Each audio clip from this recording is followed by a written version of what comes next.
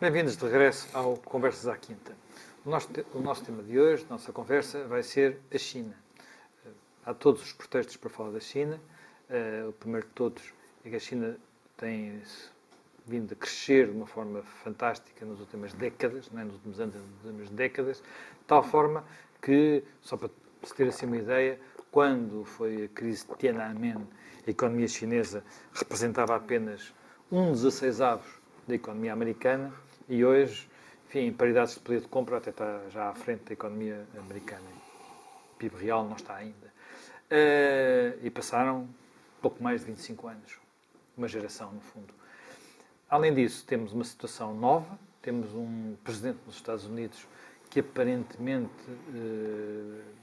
quer bater o pé à China. Temos um presidente da China que de repente aparece em Davos pela primeira vez. O presidente da China vai a Davos e, para a elite mundial, apresenta-se como uma espécie de campeão da globalização, o Xi Jinping, temos algumas ondas de tensão complexas, como, por exemplo, a tensão no Mar do Sul da China, as tensões em torno das questões comerciais. Aqui há uns anos, não muitos, das pessoas que melhor conhece a China, que é o Henry Kissinger, escreveu um livro da China, onde ele refere, a certa altura, já não me recordo se é no princípio, se é no fim do livro, mas eu fixei essa passagem, uma carta de um diplomata inglês, escrita 7 anos antes do início da Primeira Guerra Mundial, em que dizia que, da forma como as coisas estavam, a Alemanha e o Reino Unido acabariam por entrar em guerra mais cedo ou mais tarde. Nós sabemos agora que um dos principais conselheiros do novo presidente dos Estados Unidos, o Bannon, também previu uma guerra entre os Estados Unidos e a China num prazo máximo de 10 anos. O Kissinger, que claro é um homem que acha que estas coisas não podem acontecer, nesse livro dava algumas recomendações no sentido de criar uma espécie de comunidade do Pacífico parecida à comunidade do Atlântico. Não é para aí que parece que estamos a andar, pois não, Jaime Pinto? Não, quer dizer, vamos ver. Eu acho que estamos numa fase muito preocupante, estamos numa fase de interregno. Quer dizer, eu acho que acabou clarissimamente o século XX. Acabou agora com a presidência de Trump. Ou seja, tinha começado, de certo modo, ou com a guerra ou com a Revolução Bolchevique.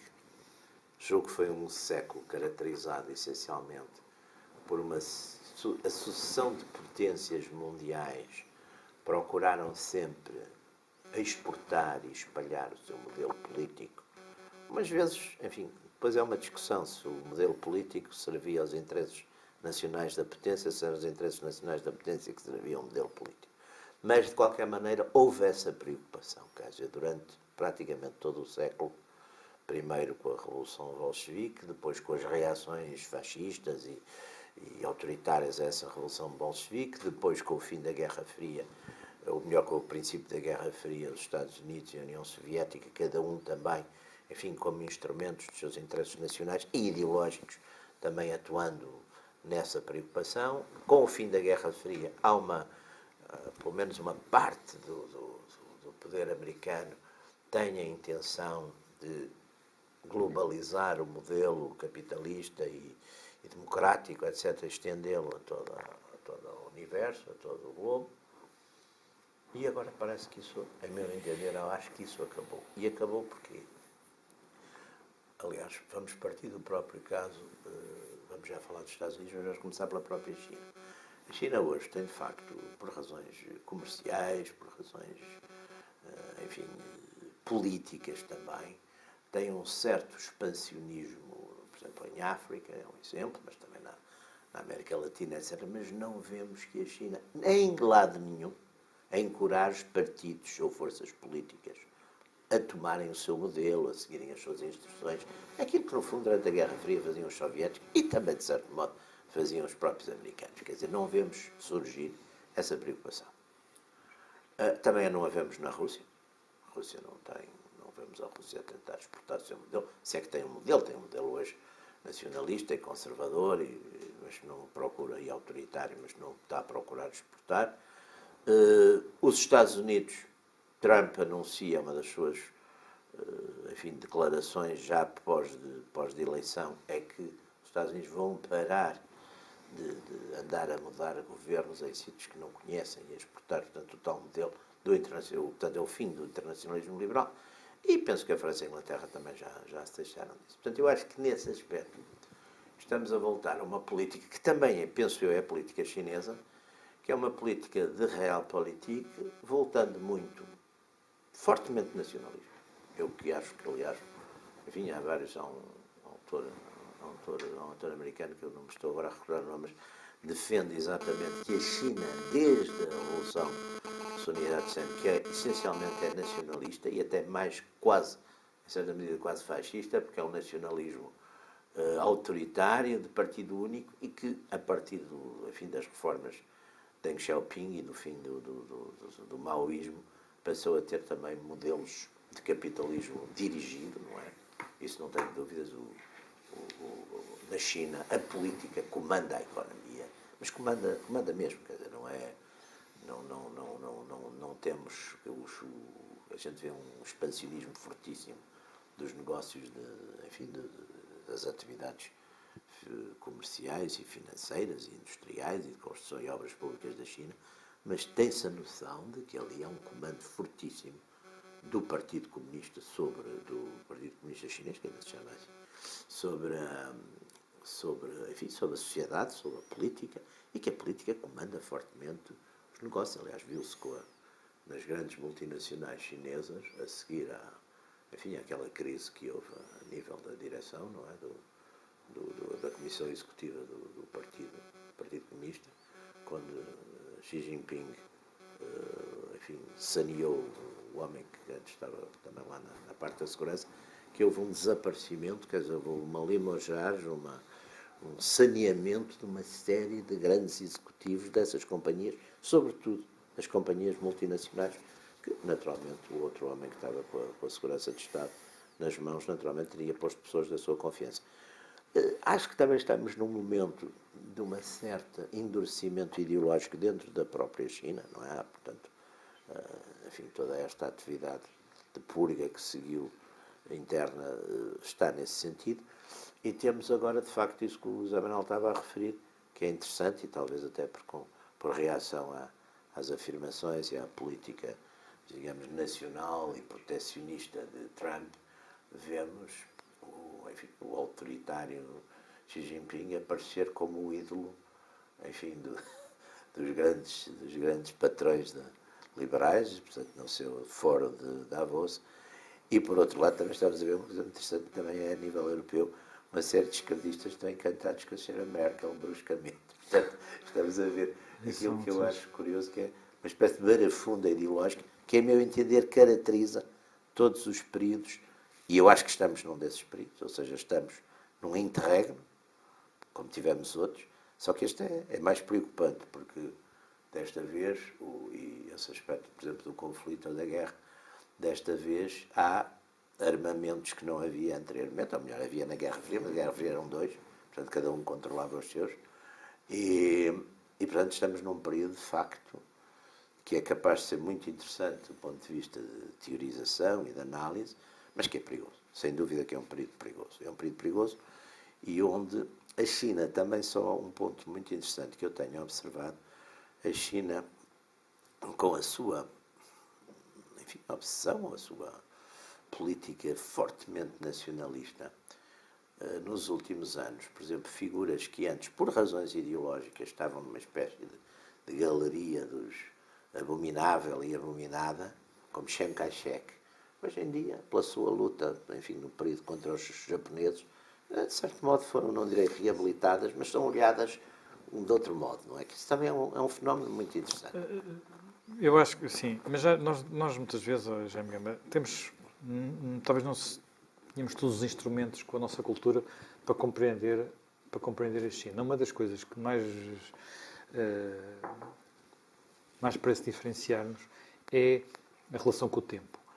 Nós parece que somos muito apressados, nomeadamente a cultura anglo-saxónica é muito apressada, andamos sempre a correr, andamos sempre com prazos curtos, e a ideia de que na China o tempo tem uma dimensão diferente. até inclusivamente, nós agora temos uma experiência portuguesa mais próxima, se quisermos, que é as empresas que foram compradas por chineses, Sim.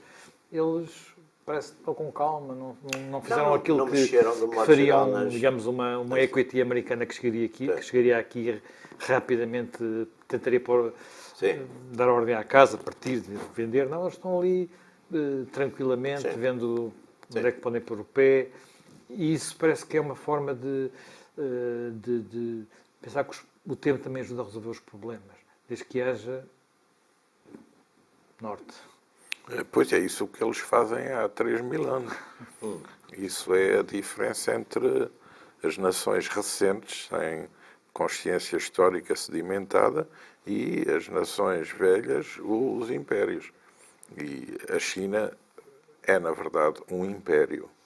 Um império que sofreu um procedimento de unificação. É o Império do Meio. Sim, um império que sofreu Territorial, ao sim. longo de centenas de anos uma unificação e integração internas e até uma aproximada unificação linguística, porque se é unificação do sistema escrito, não é do sistema fonético, mas um império que é prudente nos passos que dá, prudente no seu relacionamento externo, efetivo na busca de área de influência e até de hegemonia, mas não agressivo. E isso é o que o caracteriza nas relações de vizinhança e na relação com o sistema mundial. A China, no início do século XIX, já era a primeira economia do mundo.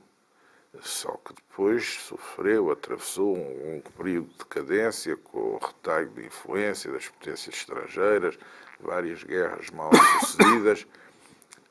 A própria República surge na China aliada a um ideal nacionalista de restauração da soberania chinesa e depois, com a invasão japonesa e com a Segunda Guerra Mundial, essa bandeira nacionalista passa para os comunistas chineses, com a formação da República Popular da China. Nós podemos hoje questionar isto do nosso ponto de vista de europeus, mas para a China, a criação da República Popular da China tem o valor da restauração do Império Chinês. E isso não pode ser negligenciado. E a sua vitória sobre o Japão, que nesse período foi, sem dúvida, a maior ameaça pendente sobre a China. A China nunca teve um conflito real com os Estados Unidos e até em muitos momentos históricos é aliada dos Estados Unidos contra o Japão. Foi isso que se passou na Segunda Guerra Mundial. Sim. Portanto, a Guerra da China, Coreia, talvez o momento em que estiveram mais próximos China desse conflito. Combateram. A China analisa os seus interesses vendo a perspectiva do tempo e constrói as suas estratégias desenhadas sempre com muita antecedência. E, na verdade, a China é um acontecimento moderno de enorme transcendência, porque em 30 anos, um país que tinha $200 de PIB per capita tem 6.000, um país com todas as limitações do funcionamento da sua economia, consegue retirar da pobreza 700 milhões de chineses. Um país que ainda ao ano passado tem mais de 140 milhões de turistas. Um país que, pela minha própria experiência, há 40 anos era um país atrasadíssimo e que hoje é a maior fábrica do mundo, que exporta, que bateu o Japão na dimensão da economia, consegue disputar à União Europeia e aos Estados Unidos o lugar de maior potência económica mundial e desde há uns tempos esta parte é a maior potência comercial do mundo, o maior detentor de reservas cambiais do mundo e que é capaz de estruturar políticas de relacionamento com as áreas vizinhas. Veja, tudo o que foi feito pelos chineses para criar um banco de infraestruturas para a Ásia. Tudo o que foi feito pelos chineses para entrar na Organização Mundial do Comércio e preparar a sua entrada na parceria transpacífica, mesmo com a saída dos americanos, através da criação de uma organização alternativa, de um outro tipo de parceria alternativa, e tudo o que está desenhado na iniciativa da nova Rota da Seda. Uma estrada, um cinto, isto é, uma Rota da Seda agora com uma componente terrestre vastíssima e com uma componente naval e marítima, que articula um vasto conjunto de infraestruturas em portos, gasodutos, oleodutos, linhas férreas, sistemas de transporte marítimo, que até equaciona e subvenciona a restauração da linha do caminho de ferro de Benguela para fazer disso uma ligação ferroviária transafricana, ligando a África Oriental à África Ocidental. E as suas perspectivas sobre as próprias relações com a América Latina, o Canal do Panamá, a Travessia do Atlântico, tudo isso. E as ligações aéreas. E chegam aos Açores. Sim, em análise. Em análise. Em análise. Mas faz sentido. Aliás, não é por acaso que o Primeiro-Ministro da China e o Presidente da China, usando escalas técnicas para a América Latina e para os Estados Unidos, querem ver. É muito interessante, o grande dirigente chinês gosta de ver.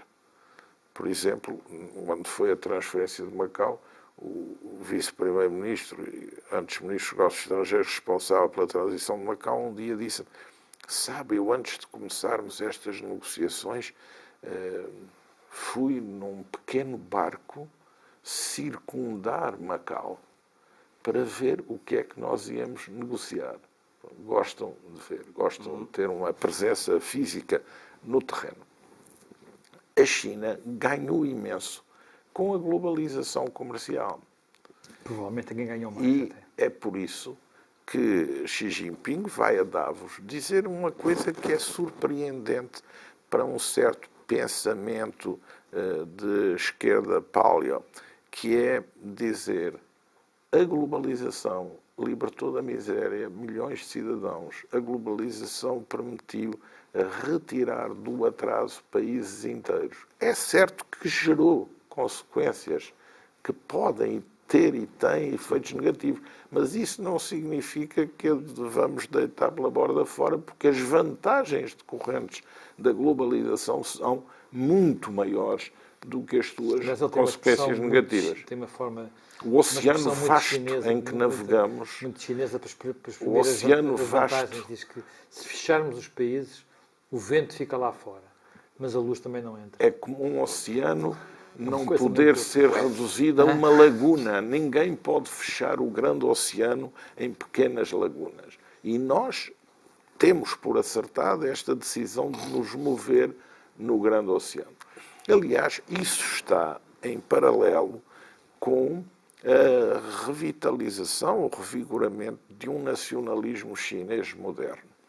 Eu lembro-me há muitos anos atrás, quando se visitava a China, há 40 anos, os museus estavam todos construídos ainda no espectro da doutrina dos guardas vermelhos e serviam, por exemplo, o Palácio Imperial ou o Templo do Céu para dizer: vejam como estes governantes daquela época oprimiam o povo chinês, subjugavam os camponeses chineses.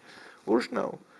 Hoje os museus chineses têm guias extraordinários, jovens, todos formados em universidades estrangeiras, na Inglaterra, nos Estados Unidos, que sabem arqueologia, sabem numismática, sabem artes decorativas, sabem a história da China, com orgulho da história da China. E a própria circunstância de, em Pequim, o Museu da Revolução Chinesa estar um pouco entre parênteses e até o Museu do Exército, e o que hoje prepondera é o Museu Nacional da China. O Museu Nacional da China, aliás, foi aí que Xi Jinping aproveitou para proclamar o seu objetivo de fazer renascer o orgulho nacional da China. é um museu em que a história da China é assumida em todas as suas dimensões e vertentes, incluindo na dimensão e na vertente imperiais.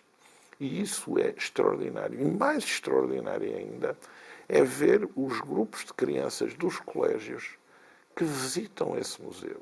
A atenção que têm, a forma como se comportam, a disciplina com que efetuam as visitas, a curiosidade que têm, a forma como se deslocam, até os uniformes, que são, digamos, características de um ensino de grande exigência, que em outras partes do mundo são contestados e repudiados. Portanto, a China fez um tem muito a ver também profundo com o recentramento. papel da educação e como um instrumento de promoção social ao longo dos milénios. E, portanto, Sim, sem dúvida. Enfim, a Mãe Tigre, aquele famoso livro que saiu há pouco tempo nos Estados Unidos, dúvida. tem a ver com uma tradição de, digamos, na China, os mais cultos, mais inteligentes, os melhores alunos, Os chineses não... mandarins, portanto, Era preciso fazer exames para ser os chineses, sim, a velha burocracia. Eu muitas vezes tive conversas muito interessantes com chineses relevantes sobre, por exemplo, a questão da democracia. E os chineses vêm à discussão sobre essa temática, até porque muitos deles estudam no exterior e estão nas universidades melhores do mundo e são até excelentes alunos e conhecem, leem tudo. Aparentemente podem ser reservados, mas depois, quando a conversa se estabelece, são profundos e revelam enorme conhecimento. E têm feito algumas províncias e em algumas regiões experiências de abertura do sistema político. A China tem o problema de manter o controle do Partido Comunista da China, mas ter a consciência de que, para ser um país moderno, precisa ter uma economia com mercado, precisa ter uma economia com concorrência, precisa ter uma economia baseada em legislação que seja capaz de se aplicar aos sectores modernos da economia, ao high-tech, ao digital, às telecomunicações, às garantias de investimento, aos fluxos modernos de capitais, ao mundo da finança. Portanto, eles têm isso bem estudado. E então consideram que o Partido Comunista da China deve ser uma espécie de o novo imperador da China. E depois deve permitir o renascimento nacional e a seleção dos melhores. E a ideia, no fundo, é porventura de articular a hegemonia política do Partido Comunista da China e dos seus dirigentes com uma forma de seleção que eles vão recuperar da seleção confuciana, da escolha do funcionário como o melhor aluno do sistema universitário, o melhor aluno do sistema de ensino, legitimado por uma benção dessa estrutura política. Mas isso parece, enfim, nós podemos dizer que temos um modelo parecido com esse, em miniatura, que é Singapura. Que eles seguramente seguem. Aliás, originalmente, o homem originalmente era maoísta. Singapura é um Estado feito por chineses no ultramar, naquilo que os chineses chamam ultramar. Aliás, liderando indianos e malaios. Mas o criador, não é? O fundador, inicialmente era um homem ligado exatamente a... que vinha do há um aspecto que gostava que, voltando a um ponto que falou aí, que é o lado não expansionista, digamos assim, não procurar expandir o modelo. Há quem diga que podemos comparar a nossa cultura e a cultura chinesa comparando um jogo tipicamente faz parte da nossa cultura, que é o xadrez, em que o objetivo é uma batalha decisiva, matar o rei, e um jogo chinês, que eu nem sei como é que se joga, que é um Weiqi, cujo objetivo é o chamado cerco estratégico. E que isto tem muito a ver com a percepção de que quem está no império do meio, aquilo que tem que prevenir é o cerco estratégico e, portanto, mais do que garantir a sua expansão. Evidentemente, nos primeiros milénios, a China expandiu-se, teve até se estabelecer no seu atual território, mas depois manteve-se ali sem criar colónias. Não, eu acho que aí há alguns aspectos que são muito interessantes e onde vale a pena exatamente relacionar a história com o pensamento e com esta permanente reação, influência, reação entre os acontecimentos, o pensamento, o o exterior, o interior, etc. E isso é muito interessante porque, primeiro, desde nós vemos que a China, num dado momento, a classe dirigente chinesa parece ter optado, quando viu que determinadas modificações, importação de determinadas técnicas, iria alterar a relação e a hierarquia, digamos, interna, não quis correr riscos. E, de certo modo, a China é sempre aquele enigma, porque é que a China que tinha, de facto, determinado tipo de técnicas e até avanços tecnológicos em determinado, de repente para. E isso é muito interessante, porque é uma opção que, aliás, a gente já viu noutros sítios, quer dizer, é uma opção de dizer, preferimos que fique tudo como está e continuarmos nós a mandar e temos uma estrutura estável do que importar. Isso é um ponto que eu acho interessante.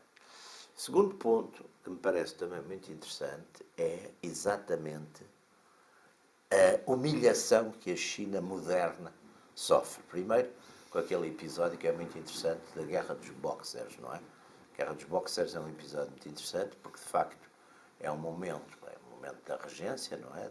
Da célebre Tsai, não é? Tsai, não é Tsai, é Tsai, a Tsai, que é a imperatriz viúva, não é? Que praticamente domina ali o palácio, e esse, aliás, enfim, a história é bastante conhecida, e depois há aqueles nacionalistas radicais, os tais boxers, cujo nome foi um nome posto porque eles tinham um exercício, um jogo qualquer parecido com o boxe, e portanto os estrangeiros chamavam-lhes os boxers, que começam por liquidar os chineses cristãos, perseguem os missionários, etc. E numa altura fazem o famoso cerco das legações, que aliás aquele magnífico filme clássico, Os 55 Dias em Pequim, que quase todos na nossa geração vimos, e vê-se aí, quer dizer, e aí a China é humilhada, quer dizer, há uma expedição estranha. Já tinha havido humilhações anteriores. Já tinha havido com a Guerra do Ópio, não é? A Guerra do Ópio e que é as duas também uma guerras do Ópio. profunda humilhação. Com a cedência de E Hong tão Kong, mal ensinada. Hong Kong é uma conquista, Bom, exatamente, não é uma cedência como Macau. E tão não é? mal ensinada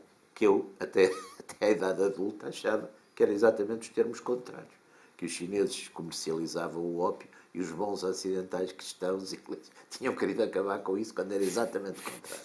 Mas eu não sei se vos aconteceu o mesmo, mas eu, quando eu vi falar a Guerra do Ópio, achava que eram os chineses tão maus. E é muito interessante que eu, numa altura que fui um bocadinho a Hong Kong e comprei, que eu acho que é uma maneira boa de conhecer os países, comprei, enfim, alguns filmes, muitos, aqueles filmes B. E é engraçado, tinham muito esse tema, por exemplo, da Guerra do Ópio, em que o herói era sempre um chinês que resistia, não é? Os traidores eram os colaboracionistas e tudo isso. Mas, quer dizer, todo esse trauma da China, acho eu, ao longo do século XIX, e depois, com certeza, agravado no século XX pelos japoneses e pela ocupação japonesa e pela guerra japonesa, eu acho que E aí, com massacres. os chineses aí, exatamente, os massacres de Nanquim e outros, os chineses aí dizem, não queremos, nunca mais isto nos vai acontecer.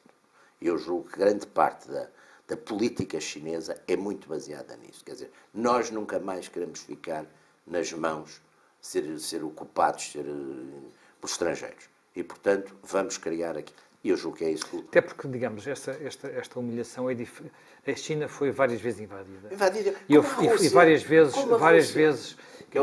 essas invasões, o que acontecia era, vinham os bárbaros do norte, não é? Portanto, os mongóis, tomavam conta do país, mas depois as dinastias mongóis transformavam-se em dinastias chinesas. Mas antes disso tinham feito uma série de malfeitorias. Mas apesar de tudo, aquilo depois era uma dinastia chinesa, a cultura era chinesa. Estes já não ficam. Os ocidentais nunca ficaram. E os japoneses também não. Portanto, aqui há um ponto que eu acho que é muito interessante, isso que o José Manuel falou, esta questão do cerco estratégico, muito interessante. Porque há um dado que é muito, que eu conheço, enfim, até por várias razões e até por razões profissionais, conheço bastante bem, que é a questão toda da China em África. As pessoas dizem, os chineses foram em África buscar oil and gas, recursos, minerais, não sei o que, essas coisas todas, negócios. Mas há uma coisa que os chineses fizeram com a Operação Africana, eu acho que já aqui uma vez falei disso, para mim é muito interessante, porque é parte política.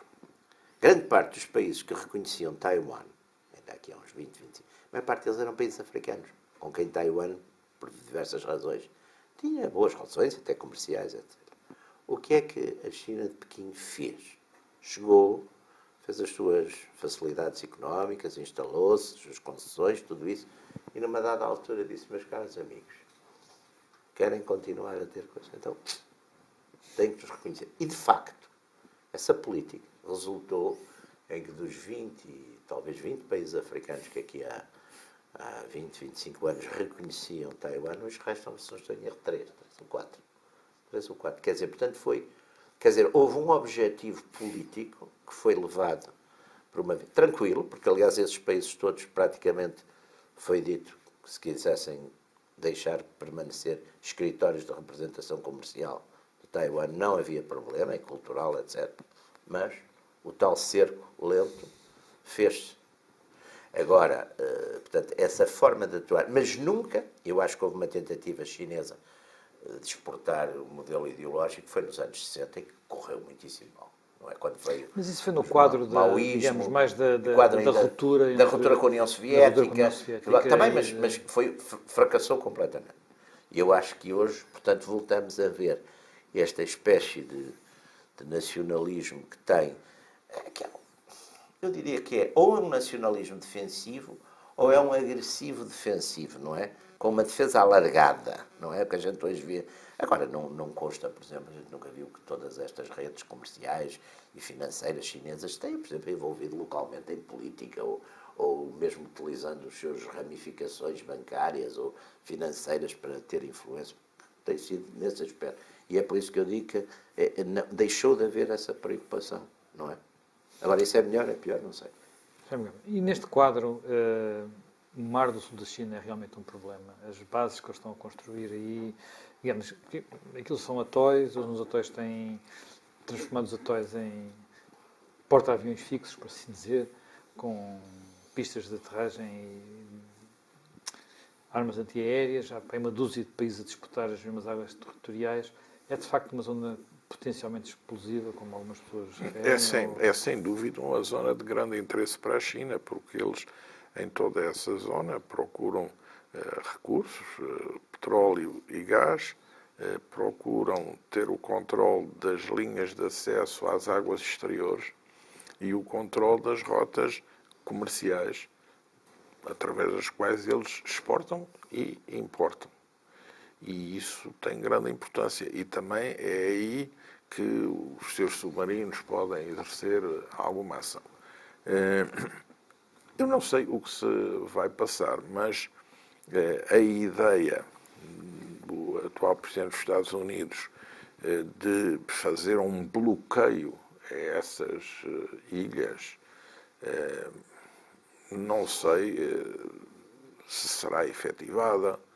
Não sei como, não sei se terá mesmo o apoio daqueles países que atualmente têm litigação com a China a propósito desse problema. Quer o Vietnã, quer as Filipinas já declararam que preferem negociações bilaterais com a China a uma intervenção dos Estados Unidos aparentemente organizada para proteger os interesses deles. Portanto, há aí essa demarcação. A China, entretanto, tem desenvolvido uma capacidade naval apreciável, porque até aqui a China estava orientada na proteção de águas territoriais e agora passou a ter uma ambição maior. Tem submarinos relativamente eficazes, desenvolveu mísseis e sistemas de defesa contra as task forces americanas, com a ideia de afastar a Marinha Americana para lá do segundo cordão de ilhas, isto é, para lá de Guam.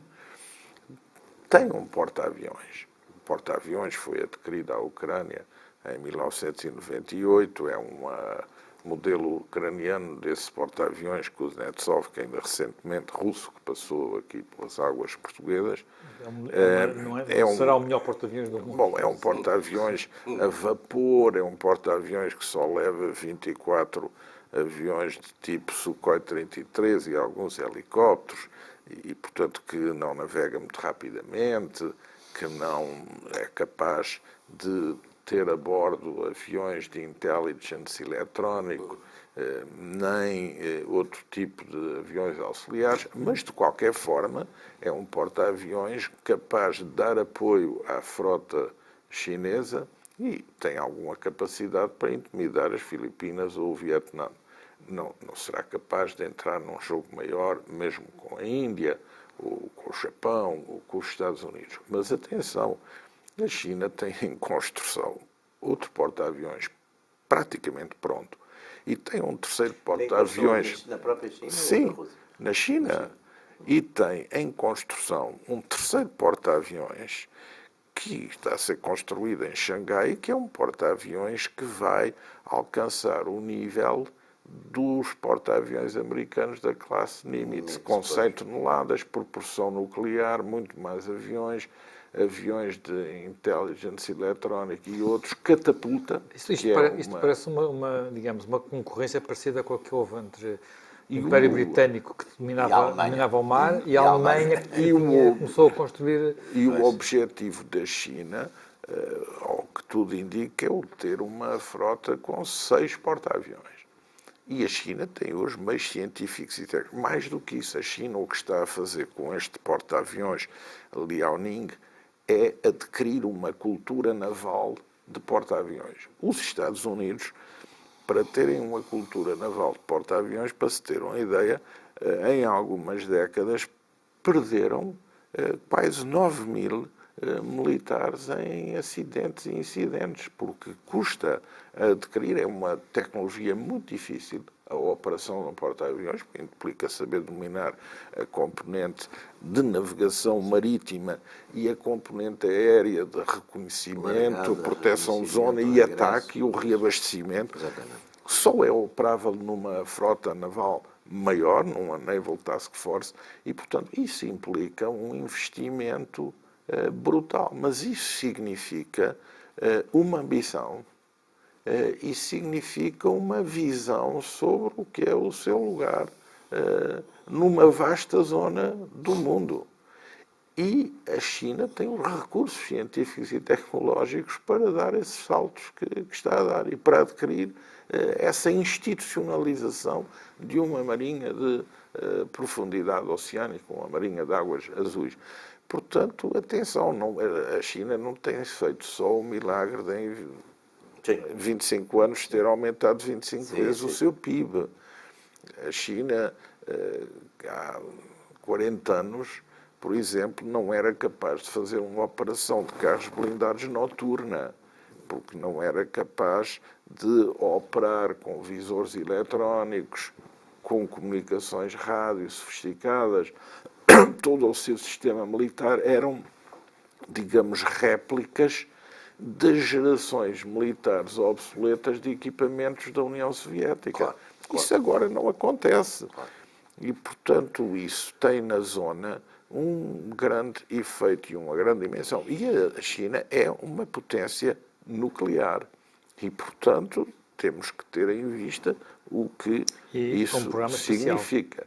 Um programa espacial, capacidade científica e técnica, desenvolvimento de todos esses subsistemas de apoio e, portanto, se há um país no mundo, atenção, nós falamos às vezes em estratégias nacionais, falamos em plano estratégico nacional. Bom, é muito difícil elaborar isso numa democracia liberal. Claro. Porque a natureza cética da reflexão, a pluralidade política, a disputa eleitoral, claro, tornam isso difícil. Claro. Portanto, só num poder político muito forte é que se pode ter verdadeiramente o desenho de uma estratégia nacional como tal. E a China tem essas condições e não se inibe de o fazer. E a China não é só, digamos, a liderança do Partido Comunista. O Partido Comunista Chinês tem uma articulação com as comunidades académicas, com as academias, onde, aliás, há algum criticismo e pluralidade de opinião. Uma incorporação fabulosa de todos os seus estudantes que vão e regressam das melhores universidades do mundo e uma ambição de melhoria e progresso constante. A China passou de país pobre a país emergente, mas quer ser uma potência desenvolvida. Basta comparar com alguns dos vizinhos. E basta, sobretudo, comparar o que era a China. Eu tenho essa experiência, o que era Pequim há 40 anos e o que é Pequim recentemente. O que eram essas coisas que nós observamos. O que eram as mercearias e o que são os supermercados, o que eram as estradas. Eu fiz o trajeto entre Cantão e Macau, em que as estradas eram estradas em que cheias de poeira, em que os automóveis tinham que parar ininterruptamente para afastar bandos de galinhas e de patos e de galos, e tudo sujo. Bom, hoje, essa ligação é feita por um comboio de alta velocidade, por várias autoestradas. Bom, ainda recentemente fiz o trajeto de comboio entre Nova Iorque e Washington. É penoso, porque é um comboio obsoleto, de nível inferior aos comboios portugueses. A Penn Station é uma estação totalmente fora das necessidades do tempo. E ao meu lado, e falamos os dois, e um jovem estudante chinês não estava a estudar em universidades americanas, estava a estudar na China, mas tinha vindo fazer uma visita de turismo aos Estados Unidos. E então ele, a meio da conversa, disse-me subtilmente: está a ver, olha, sabe, este comboio. Na China, nós temos comboios muito melhores do que este. Ele estava um bocado impressionado com o desnível tecnológico, ao menos daquela linha da Amtrak, numa ligação ferroviária central nos Estados Unidos. Não, é decadente. Aquele comboio, aquele Excel, não é? É muito fraco, muito fraco. Claro, mas é considerado até mais caro que o outro. Então, o que era a China do ponto de vista comercial, o que era, por exemplo, o próprio aparato militar. Eu lembro-me, quando se visitava uma unidade militar na China há 40 anos, era praticamente uma quinta indústria com tropa. Sim. Eles próprios trabalhavam na parte agrícola e na parte industrial para alimentar a unidade. Tudo comia requeijão de soja e as coisas valorizadas eram, por exemplo, subir por canas de bambu a edifícios altos. Bom, ainda há pouco tempo, no aeroporto de Pequim, eu cruzei-me com uma grande missão militar chinesa que devia ir para o estrangeiro.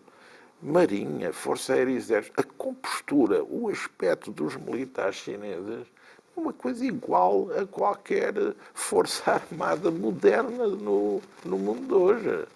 E, portanto, com o aprumo, as características, isso também se exterioriza. Muito diferente. Portanto, atenção. Por acaso eu estava a recordar-me, quando estava a contar esse episódio com o Exército, com Forças Armadas Chinesas, de uma visita de Estado, o Presidente Mário Soares ainda à China, já há 20 anos, mas onde, na Praça Tiananmen, em frente ao Palácio do Povo, uma banda do Exército tocou a portuguesa, como eu penso que nunca ouvi tocar tão bem em Portugal. O que mostra uma capacidade de perfeccionismo e de disciplina que é muito forte. Jaime Nogueira Pinto, acha que os chineses vão... Quer dizer, faz de facto sentido nós falarmos em possibilidade de, face a uma tensão com, por exemplo, agora a administração de Trump, que quer mudar as regras, ameaça com reconhecer, enfim, a ter atos em relação a Taiwan, para resolver o problema de Taiwan, tem toda uma linguagem dizendo que há uma troca desequilibrada, que isso pode, de facto, criar uma tensão, ou vai ser uma questão que, ao fim de algumas negociações, faz parte do jogo negocial de uma administração feita de muitos empresários que gostam de negociar? Pode ser isso. Enfim, a gente nunca sabe, porque é um dos processos talvez mais educativos, e de certo modo educativos, normalmente se for bem aprendido, com bons resultados, é que normalmente estas coisas e as caminhadas para as guerras, as pessoas que as começam nunca estão a perceber onde é que estão, não é? Nunca percebem e depois numa altura passam. Mas eu penso que quer os Estados Unidos, quer a China tenham, enfim, o Presidente pode ser mais temperamental, ou ser mais jogador, ou pode ser o que for, mas quer dizer, não vejo. Há um momento que também as pessoas têm a noção do que é que estão a fazer e, portanto, não creio que nem a direção chinesa, nem a direção americana, quer dizer, deixem resvalar aquilo que pode ser, com certeza, uma competição, um jogo, uma negociação, tirar mais vantagens, menos vantagens para uma situação de conflito entre duas potências desta natureza, não é? Já mesmo, só para terminar, e Xi Jinping tem mais poder do que os presidentes anteriores? Concentrou. Sim, Há quem sim. diga mesmo que ele é mais tão poderoso Sim. como mau. Sim, sem dúvida. Ele vem de uma elite chinesa, porque ele é filho de um grande dirigente histórico chinês. Sim, Na antes, Revolução Cultural. duas vezes. Exatamente. Antes caiu em desgraça e esteve preso, e na Revolução Cultural. E o próprio Xi Jinping, em criança e adolescente, sofreu um bocado as consequências disso. Foi afastado por campos de reeducação, rurais, etc. Depois fez uma carreira, experiência governativa em áreas de governação na zona costeira da China, portanto, a zona mais moderna. Ele tem, portanto, o sentimento de pertença a uma elite dos príncipes herdeiros. E, tendo referências ao pensamento chinês do Partido Comunista da China, ele incorpora a dimensão confuciana e também a dimensão, se quiser, tecnocrática, empreendedorista, e assume um discurso de renascimento da China. Aliás, quando iniciou as suas funções como secretário-geral do partido, foi ao Museu Nacional da China e aí aproveitou logo para lançar o apelo ao grande renascimento da nação chinesa. E depois lança a ideia também de um sonho chinês, um pouco inspirado da ideia do sonho americano, uma ambição nacional. E ele, pela forma como tem também procurado relegitimar o Partido Comunista Chinês através da luta anticorrupção, que ele acha que é uma coisa que corrói a legitimidade política, como se tem aberto a culturas tradicionais e como continua a incorporar a dinamização económica, e é realista em relação, por exemplo, ao Yuan, é realista em relação à própria forma como está a reagir às declarações da administração de Trump. Porque ele tem a questão de Taiwan, e já disse o que penso sobre isso, e as linhas vermelhas que os americanos não devem ultrapassar, o problema do mar do sul da China e a guerra comercial. E quanto à guerra comercial, há a ideia de Trump de lançar tarifas de 45% sobre as importações oriundas da China. Pois bem, os chineses já atribuíram à Academia de Ciências Sociais a realização de um estudo para ver todas as consequências dessas medidas de uma guerra comercial americana contra a China, no PIB, e também tem o governo a preparar as medidas de retaliação. Basta ver o espectro das trocas comerciais entre os Estados Unidos e a China para perceber que uma retaliação chinesa sobre aviões, sobre soja, e uma retaliação chinesa sobre aplicações financeiras no Tesouro norte-americano, não sei o que é que a administração americana poderá fazer. Portanto, é muito interessante um contexto declaratório, mas depois dar passo em frente e depois também estar preparado para encaixar retaliações é algo que eu penso que leva a um efeito moderador. Bem, terminamos o programa para hoje, talvez um pouquinho mais longo do que o habitual. Regressaremos dentro de uma semana. A China também é maior. A China é maior, exatamente. A China é maior. Justifica.